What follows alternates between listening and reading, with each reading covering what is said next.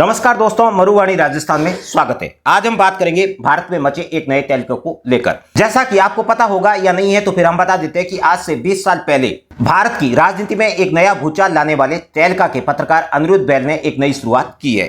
आज से 20 साल पहले अटल बिहारी वाजपेयी के नेतृत्व वाली सरकार में भूचाल लाने वाले पत्रकार ने उस समय तहलका ऑपरेशन के जरिए तत्कालीन भारतीय जनता पार्टी के राष्ट्रीय अध्यक्ष लक्ष्मण बंगारू को कैमरे पर रिश्वत लेते हुए पकड़ा था। इसके बाद भारतीय जनता पार्टी के अध्यक्ष लक्ष्मण बंगारू के साथ तत्कालीन रक्षा मंत्री जॉर्ज फर्नांडिस को भी इस्तीफा देना पड़ा था। उसी अनिरुद्ध बैल द्वारा एक नई मीडिया पोर्टल की शुरुआत की है जिसे नाम दिया है कोबरा पोस्ट।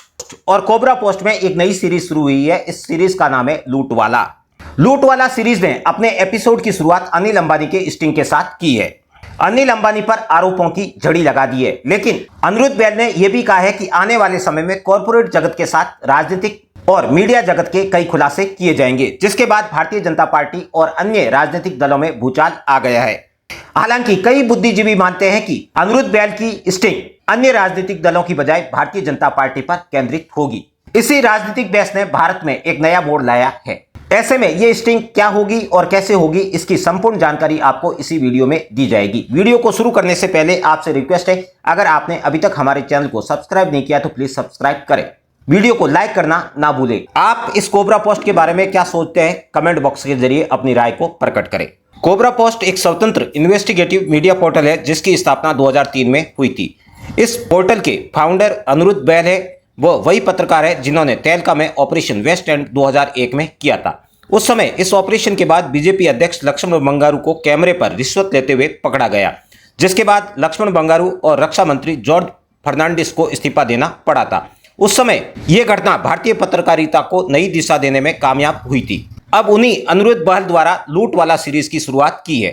कोबरा पोस्ट ने अक्टूबर 2025 में लॉन्च की लूट वाला how Indian businesses robbing Indians नाम से सीरीज ने अब तहलका मचा दिया है। ये रिपोर्ट केंद्रित है अनिल अंबानी और उनके रिलायंस अनिल धीरूभाई अंबानी ग्रुप पर। उन्होंने लूट वाला सीरीज के जरिए अनिल अंबानी पर आरोप लगाया है कि 41,921 करोड़ रुपए का फंड डाइवर्जन और मनी ट्रेल्स ऑफशोर चैनलों तक किया था। इस सीरीज में उन्होंने दावा किया कि कॉर्पोरेट इंडिया ने पब्लिक मनी को प्राइवेट प्रॉफिट में बदल दिया था। कोबरा पोस्ट की रिपोर्ट कहती है कि अनिल अंबानी ग्रुप की कंपनियों ने कई देशों से हजारों करोड़ का ऋण लिया और उन्हें उन कंपनी में इन्वेस्ट नहीं किया जिन कंपनी के लिए ऋण लिया था, बल्कि उन्हें किसी दूसरी सेल कंपनियों में इन्वेस्ट कर दिया। यही सबसे बड़ा घोटाला था। इस ऑपरेशन ने भारतीय जनता पार्टी के कान खड़े कर दिए हैं। भारतीय जनता पार्टी के कान खड़े होने का प्रमुख कारण यह है कि पहले ही अनिरुद्ध बैल ने भारतीय जनता पार्टी पर ही स्टिंग ऑपरेशन किया था, जिसके कारण उनके राष्ट्रीय अध्यक्ष और रक्षा मंत्री को इस्तीफा देना पड़ा था। अब भी लूट वाला सीरीज शुरू की गई है। हालांकि उसमें आरोपों की जड़ी साल 2006 से शुरू होती है, जब अनिल अंबानी द्वारा अपनी पत्नी को एक याट गिफ्ट किया जाता है और याट का मूल्य $20 बिलियन कंपनी के खाते से दिया जाता है, किंतु उसे कहीं और एडजस्ट कर दिया जाता है। लेकिन यह ऑपरेशन 2025 तक का है, जिसमें भारतीय जनता पार्टी को भी लपेटे में लिया है, खासतौर से एसबीआई बैंक द्वारा अनिल अंबानी को दिए गए ऋण के मामले में, जो साल 2016 में 1200 करोड़ का दिया था। वहीं बैंक ऑफ बड़ौदा द्वारा साल 2015 से 17 के बीच में अनिल अंबानी को 900 करोड़ का ऋण दिया था। बैंक ऑफ इंडिया ने साल 2014 से लेकर 16 के बीच में 750 करोड़ का लोन दिया। कैनरा बैंक की बात करें तो साल 2015 में 600 करोड़ का लोन दिया। एक्सिस बैंक और पंजाब बैंक ने भी 2013 से 17 के बीच में लगभग 3,000 रुपए का ऋण दिया। ये सभी ऋण भारतीय जनता पार्टी के कार्यकाल में हुए हैं, जिन्हें भी इसमें जोड़ा है, जिसके कारण ये भारतीय जनता पार्टी के लिए एक बेहद खतरनाक स्टिंग हो सकती है। कोबरा पोस्ट ने अनिल अंबानी की स्टिंग करते हुए आरोप लगाया कि ऋणों का एक हिस्सा विदेशी सेल कंपनियों के माध्यम से घुमाया गया, जिससे भारतीय बैंकिंग सिस्टम को भारी नुकसान पहुंचा। अनिल अंबानी द्वारा जो ऋण दिए गए उनमें बैंकों द्वारा सही से जांच नहीं की गई और ना ही खातों को समय पर एनपीए घोषित किया, जिसके कारण ये सब फ्रॉड हुआ। आरबीआई और अन्य संस्थाओं जैसे सेबी द्वारा भी समय पर मॉनिटरिंग नहीं की गई। लूट वाला सीरीज शुरू होने के बाद भारतीय जनता पार्टी ने भी मीडिया मॉनिटरिंग टीम बनाई है जो स्टिंग का ध्यान रखेगी। ऐसे में ये sting operation Bharatiya Janata party के लिए खतरनाक साबित हो सकता है, क्योंकि ये भारतीय जनता पार्टी के कई कार्यकलापों पर मॉनिटरिंग रखेगा। साथ ही कॉर्पोरेट और सत्ता कनेक्शन पर भी स्टिंग आ सकते हैं भविष्य में। भारतीय जनता पार्टी पर लगातार उद्योगपतियों को फायदा पहुंचाने के आरोप लग रहे हैं। ऐसे में भविष्य के स्टिंग भारतीय जनता पार्टी और उद्योगपतियों के संबंध में हो सकते हैं।